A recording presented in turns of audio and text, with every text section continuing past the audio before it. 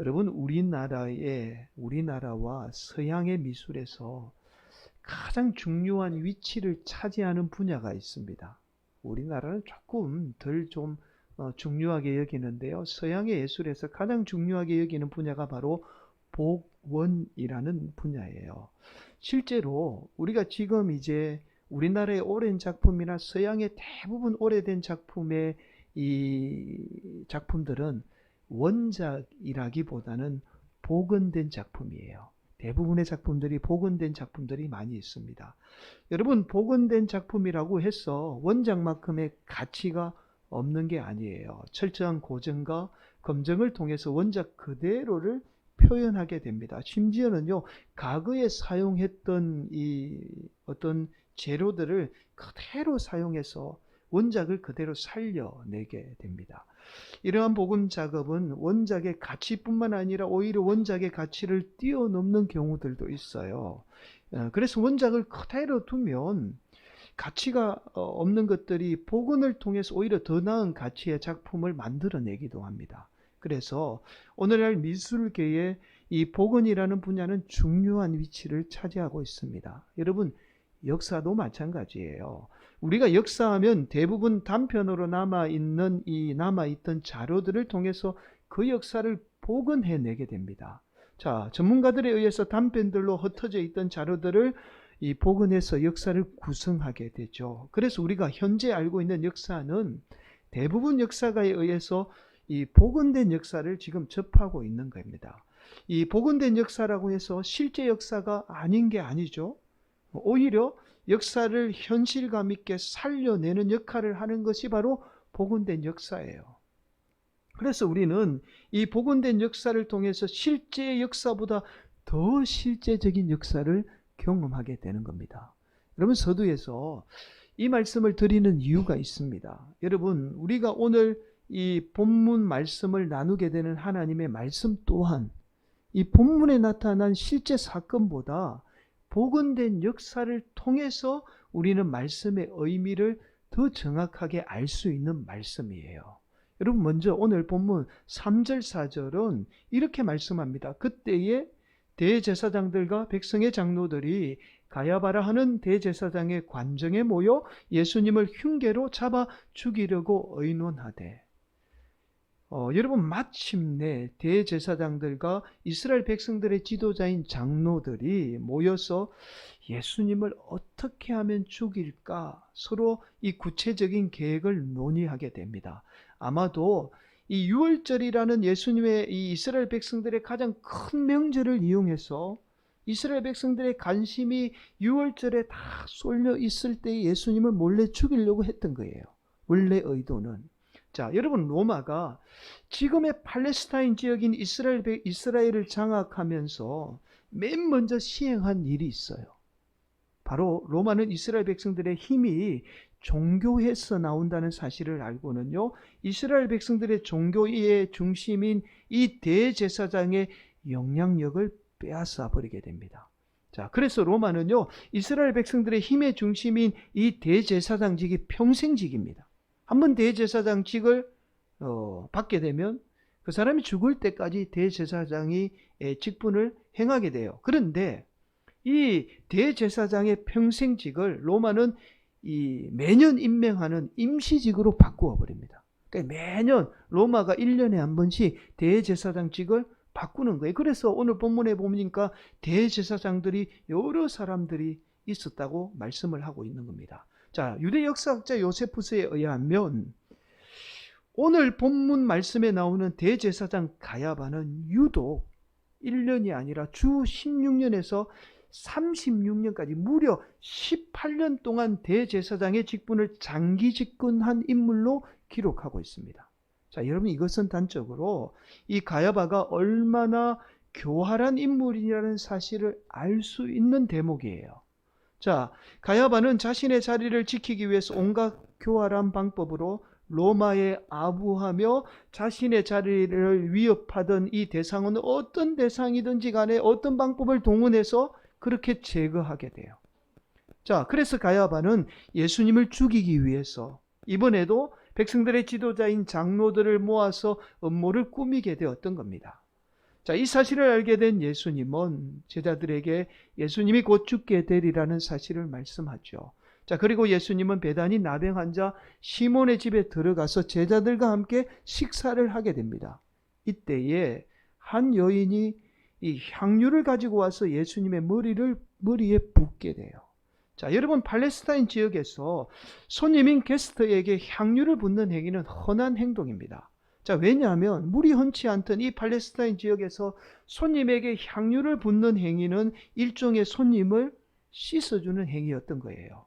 자, 그런데 이 향유가 어떤 향유인가가 문제였던 겁니다. 이 여인이 예수님께 부은 향유는 매우 비싸게 거래되던 향유였던 거예요. 자, 그러자 제자들이 값비싼 향유를 가난한 자에게 나누어 주지 않고 예수님의 머리에 부은 이 여인의 행동에 대해서 책망하게 되죠. 제자들이 이 여인의 행동에 대해서 이렇게까지 한데는 이유가 있어요. 여러분, 바로 우리가 지난 시간에 나누었듯이 조금 전까지만 해도 예수님은 양과 염소의 비유를 통해서 가난한 자들을 돌보는 것이 제자들과 예수님을 믿는 성도들의 사명이라는 사실을 가르치게 됩니다. 자, 그래서 제자들은 값비싼 향유를 예수님의 머리에 붓는 것보다 오히려 가난한 자에게 나누어 주는 것이 오히려 더 예수님의 가르침이라고 생각을 했던 거예요. 자, 그러나 예수님은 제자들의 이런 행동에 대해서 오히려 책망을 합니다. 바로 가난한 자들은 항상 제자들과 함께 있지만 예수님은 제자들과 항상 함께 있지 못한다는 거예요. 자, 바로 예수님은 이 여인이 예수님의 죽음을 위해서 값비싼 향유를 쏟아붓게 되었다는 사실을 지금 간접적으로 말씀하고 있지요.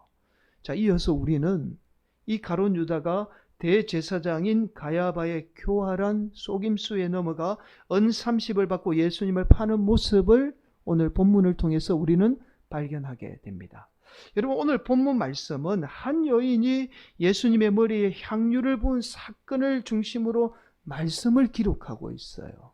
이 향유를 부은 사건이 중심이고 앞에 예수님을 죽이려고 한 음모와 뒤에 가룟 유다가 예수님을 파는 장면이 기록이 되어 있습니다. 예수님은 이 여인의 행동에 대해서 오늘 본문에 이렇게 말씀해요. 13절 한번 보실까요? 내가 진실로 너희에게 이르노니 온 천하에 어디서든지 이 복음이 전파되는 곳에서는 이 여자가 행한 일도 말하여 그를 기억하리라 하시니라. 여러분, 13절 말씀에서 예수님이 이 여인의 행동에 대해서 아주 말할 수 없는 굉장한 칭찬을 하고 있다는 사실을 우리는 발견할 수 있습니다.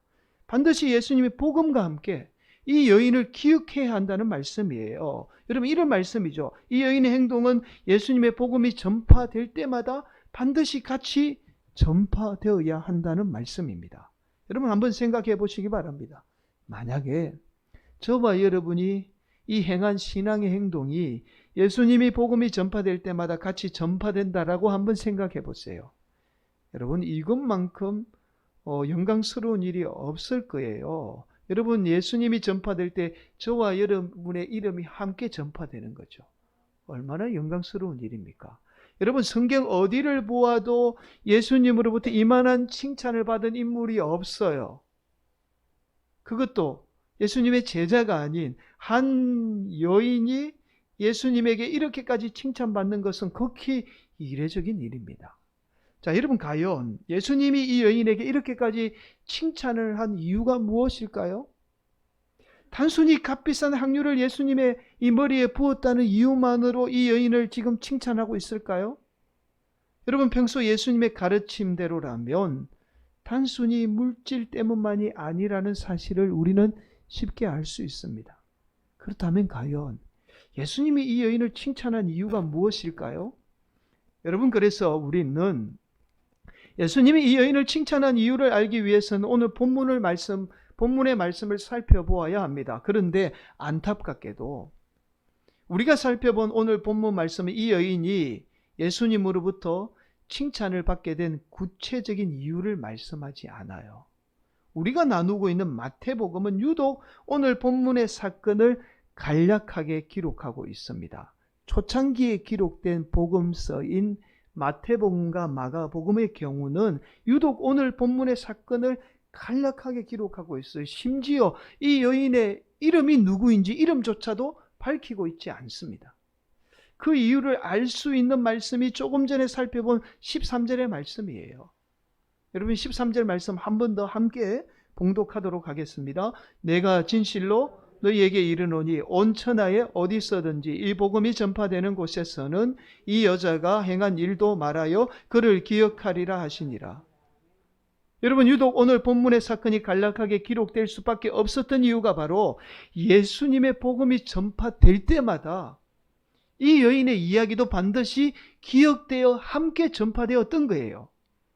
여러분 초대교회는 이 여인에 대해서 누구나 다 알고 있었던 거죠. 왜냐하면 예수님의 복음이 전파되면서 이 여인의 이야기가 다 전파되었기 때문에 누구나 다 알고 있었던 겁니다. 그래서 구체적으로 기록할 이유가 없었던 거예요. 여러분 그러나 차츰 시간이 지나면서 이 여인이 왜 이렇게까지 예수님에게 칭찬을 받게 되었는지 그 이유가 잊혀지게 됩니다. 자, 그래서 한참 후에 기록된 이 요한복음은 이 여인에 관한 이야기를 다시 복원해내요. 무슨 말이죠? 다른 말로 다시 상세하게 기록하게 됩니다. 왜냐하면 요한복음이 한참 후에 기록될 때는 이 여인이 왜 예수님으로부터 칭찬받게 되었는지 그 이유를 알지 못했던 거예요. 그래서 우리는 요한복음에 나타난 이 여인에 관한 말씀을 살펴보게 되면 이 여인이 예수님으로부터 왜 칭찬을 받게 되었는지 그 이유를 알 수 있습니다. 그래서 여러분 요한복음을 토대로 이 여인에 관한 이야기를 다시 좀 복원해 보도록 하겠습니다. 여러분 요한복음 12장 1절에 이렇게 말씀해요. 유월절 엿새 전에 예수께서 베다니에 이르시니 이곳은 예수께서 죽은 자 가운데서 살리신 나사로가 있는 곳이라. 여러분 오늘 우리 본문과 이 요한복음 12장 말씀을 살펴보게 되면 오늘 본문의 베다니 나병 환자 시몬의 집이 바로 이 나사로의 집이라는 사실을 알 수 있어요. 여러분 이 말은 나사로의 아버지가 나병 환자였다는 사실을 추측할 수 있습니다. 예수님이 나병 환자, 베다니 나병 환자 시몬의 집에 간 이유는 예수님이 죽은 나사로를 살리게 되자 그 가족들이 예수님이 베다니에 온다는 소식을 듣고는요, 예수님을 초대해서 잔치를 베풀게 된 거예요. 여러분, 자신의 아들을 살린 사람이 온다는 소식을 듣고 가만히 있을 부모는 없을 거예요.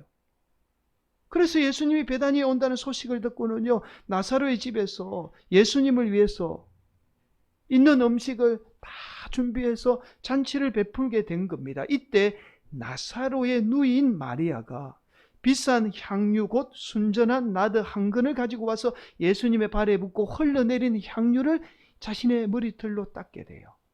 요한복음 12장 3절 말씀이죠.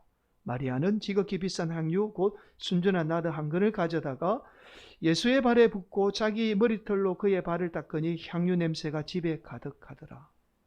여러분 결국 오늘 본문에 나오는 한 여인, 예수님께 향유를 부은 한 여인이 바로 마리아라는 사실을 알 수 있습니다. 여러분 마리아는 자신의 죽은 오빠인 나사로를 살린 예수님이 죽게 되리라는 사실을 알게 되자 아마도 자신의 결혼을 위해서 이게 이제 이 향유가 혼수품이거든요. 결혼을 위해서 평생을 수고해서 준비한 이 자신의 전부와 같은 값비싼 향유를 예수님께 기꺼이 쏟아붓게 되었던 거예요. 여러분 이 모습을 가만히 지켜보고 있던 가룟 유다가 300데나리온이나 되는 이 향유를 한순간에 쏟아부은 이 마리아의 행동을 보고는 제자들에게 말하기 시작해요. 아니 어떻게 300데나리온이나 되는 이 값비싼 향유를 가난한 사람 도와주지 않고 그냥 한순간에 쏟아버릴 수 있어? 이건 말이 안 되는 짓이야. 그러자 주위에 있던 제자들마저도 가룟 유다의 말에 동조하게 돼요. 그래, 이건 말이 안 되지. 그래서 오늘 본문은 제자들이 마리아의 행동에 책망했다라고 말씀하고 있습니다. 그러나 가룟 유다의 말에 제자들이 함께 동조하게 되었던 거죠.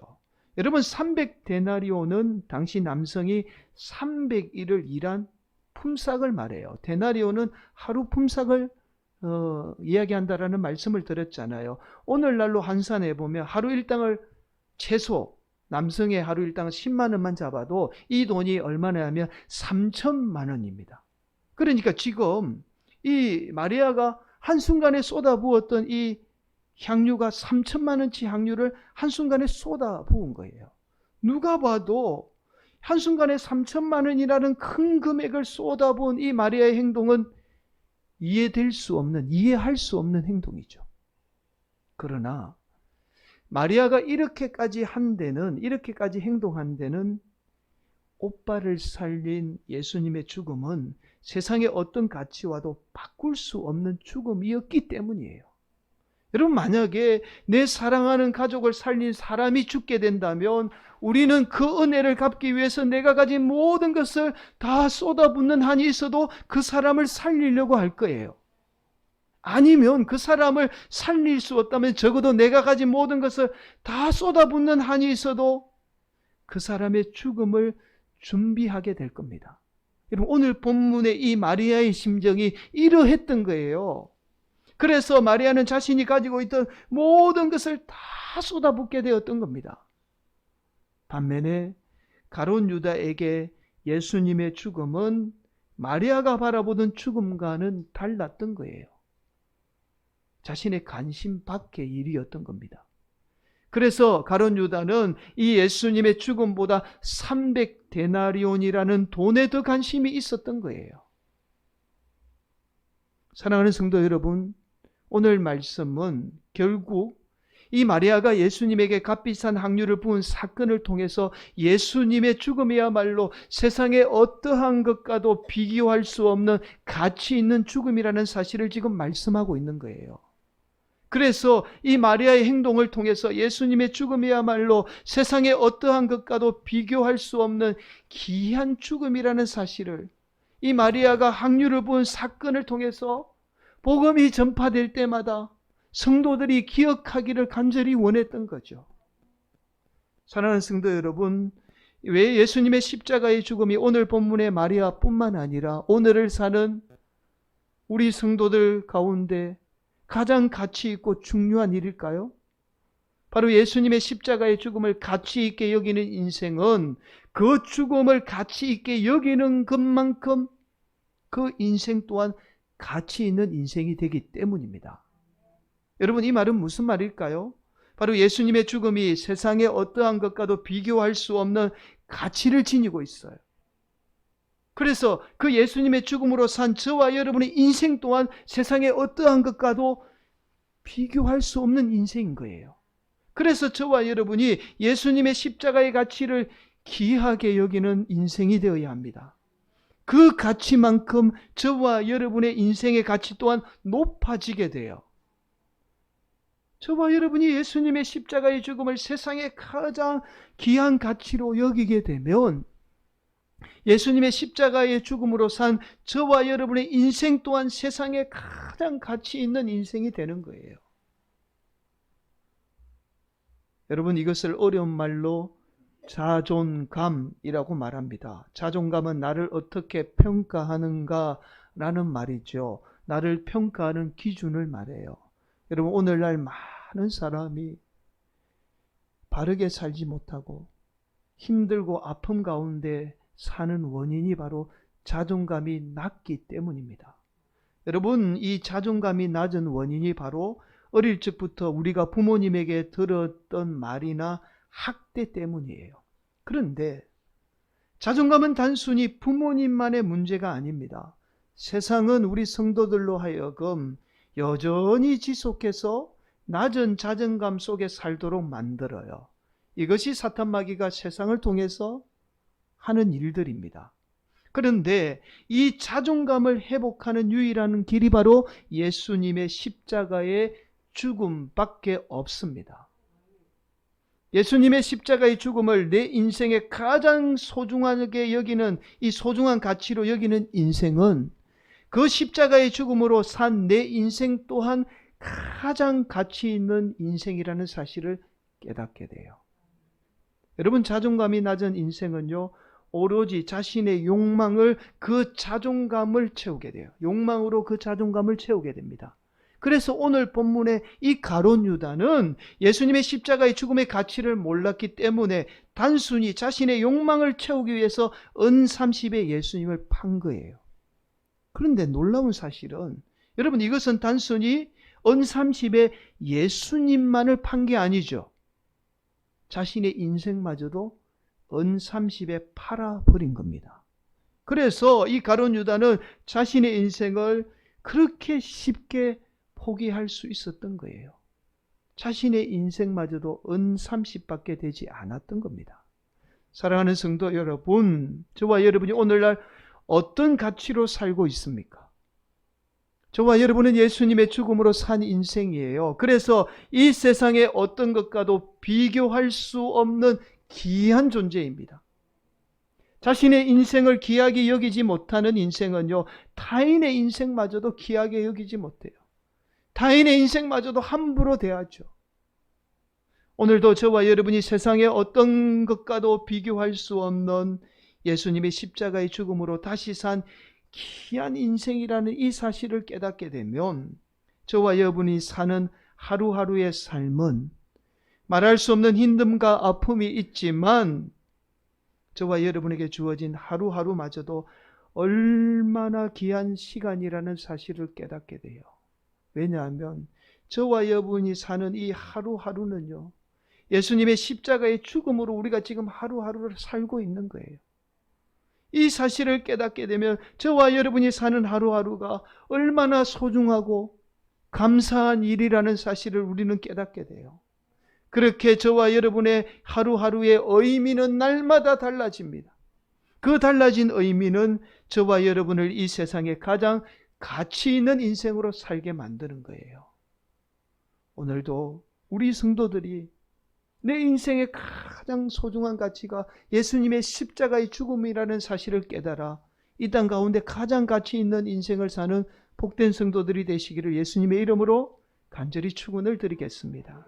여러분, 지난 한 해 우리에게 가장 감동을 준 영화를 꼽으라면 이 브로크라는 영화를 꼽습니다. 이 영화는 이런 내용을 담고 있어요. 부모로부터 학대받던 이 주인공인 소영은 가출한 아이들을 이용해서 성매매하던 곳으로 흘러 들어가게 됩니다. 소영은 성매매 중에 한 남성의 아이를 갖고 반대에도 불구하고 몰래 아이를 낳게 됐죠. 나중에 아이의 존재를 알게 된 남성은 이 아이를 보자마자 이렇게 말합니다. 이건 태어나지 말았어야 해. 이 말은 평소 소영이 부모로부터 들어왔던 학대의 말이었던 거죠. 소영이 이 말을 듣게 되자 순간 감정을 참지 못하고 우발적으로 남성을 죽이게 됩니다. 그렇게 소영은 그래도 자신의 아들은 살인자의 아들이라는 이 소리를 듣지 않게 하려고 한 교회가 운영하던 베이비 박스, 아기를 버리는 곳에 이 아이를 버리게 되죠. 이 모습을 지켜보고 있던 교회의 직원인 동수는 이 아이를 판매하는 브로커인 상현에게 아이를 몰래 빼돌리게 돼요. 다음날 소영은 다시 아기를 찾기 위해서 교회를 찾아오게 됩니다. 이로 인해서 동수와 상현은 아이를 빼돌렸기 때문에 난처한 처지에 처하게 되죠. 그러자 동수와 상현은 소영에게 이렇게 말합니다. 아이에게 좋은 부모를 찾아주기 위해서 우리가 그렇게 한 거야 라고 변명을 하죠. 그러나 소영은 이들이 이 아기를 상대로 인신매매하고 있다는 사실을 알고는 돈을 나누는 조건으로 이 자신의 이 아기를 파는 브로커 범죄에 함께 가담을 하게 돼요. 그렇게 도박의 빛을 지고 아내와 이혼하고 홀로 세탁소를 운영하던 상원, 이 보육원 출신으로 자신도 엄마에게 버림을 받고 원망하며 살던 동수, 또 답답한 보육원을 탈출하기 위해서 몰래 상원의 이 차에 탑승한 초등학생, 아주 어린 초등학생 혜진까지 합류하면서 4명은 이제 갓난 아기인 이 우성을 팔기 위해서, 아이 이름이 우성이에요. 우성을 팔기 위해서 전국 곳곳을 함께 떠돌아다니기 시작하죠. 특히 어릴 적 엄마에게 버림받은 동수는 처음에 우성을 버리고 간 소영을 비난하지만 소영에게도 어쩔 수 없는 이유가 있다는 사실을 알게 되면서 자신을 버린 엄마마저도 이해하게 됩니다. 또한 상현은 처음에는 도박빚을 갚기 위해서 소영과 함께 이 오로지 돈을 위해서 아이를 팔려고 나서지만 나중에 이 소영의 아픔을 이해하게 되고 돈보다는 그녀를 더 이해하게 되죠. 소영 또한 이 우승에 대한 모성애가 없어 빨리 좋은 부모에게 팔아 넘기려고 해요. 그래서 돈을 받으려고만 하죠. 그러나 상현과 동수와 함께 우승을 돌보면서 점점 우승에 대한 모성애가 생기게 됩니다. 결국 마지막에는 끝까지 우승을 포기하지 않고 자신이 살인했다라는 것을 자수를 결심함으로 이 우승을 지키게 됩니다. 여러분, 마지막 장면에 이런 장면이 나와요. 우승을 팔기 전날 밤입니다. 이 브루크를 통해 브루크들이 이 아이를 이제 팔기 전날 밤에 상현은 평소 갓난 우승에게 한마디 말도 하지 않던 이 엄마인 소영에게 그래도 마지막이니까 한마디 말을 해주는 게 좋지 않겠냐, 한마디 말하라는 이 권유를 해요. 그러면서 우승이가 듣지 못하지만 태어나서 한 번도 듣지 못했던 태어나줘서 고맙다라는 이 말을 해주라는 거예요. 그러면서 우승이가 나중에 기억은 하지 못하지만 그래도 이 말 반드시 기억할 거야, 그런 말을 하죠. 그러자 이 말을 듣고 있던 초등학생, 아주 어린 초등학생 혜진이, 이 아이도 보육원 출신이잖아요. 엄마에게 버림받은 아이예요. 이렇게 이야기해요. 우리 모두에게 이 말이 필요하니까 우리 모두에게 이 말을 해달라고 부탁을 합니다. 그러자 방에 불을 끄고 다 눈을 감은 채 소영이가 이렇게 말해요. 혜진아, 태어나줘서 고마워. 상현아, 태어나줘서 고마워. 동수야, 태어나줘서 고마워. 그리고는 마지막으로 자신의 아들인 우승에게도 처음으로 이렇게 말해요. 우승아, 태어나줘서 고마워. 그러자 옆에 있던 이 초등학생인 혜진이가 소영의 말을 받아서 이렇게 말합니다. 소영아, 너도 태어나줘서 고마워. 사랑하는 성도 여러분, 바로 이 장면이 이 영화가 우리에게 던지는 메시지예요. 우리는 어떠한 인생이든지 간에 누군가에게는 가장 소중하고 고마운 존재라는 겁니다. 사랑하는 성도 여러분, 저와 여러분이 사랑받아야 할 대상으로부터 사랑받지 못해서 아픔과 낮은 자존감 속에 살아가지만, 또한 부모님이 우리의 마음을 알아주지 못하고, 자녀들이 우리의 마음을 알아주지 못하고, 형제들이 우리의 마음을 알아주지 못해도, 심지어 세상 사람들이 저와 여러분의 마음을 알아주지 못해도, 그래도 저와 여러분은 우리 주님에게는 누구와도 바꿀 수 없는 귀한 존재입니다. 그래서 우리 주님이 저와 여러분을 위해서 기꺼이 십자가를 지고 대신 죽으신 거예요. 또한 그 십자가로 저와 여러분의 아픔마저도 씻어주신 겁니다.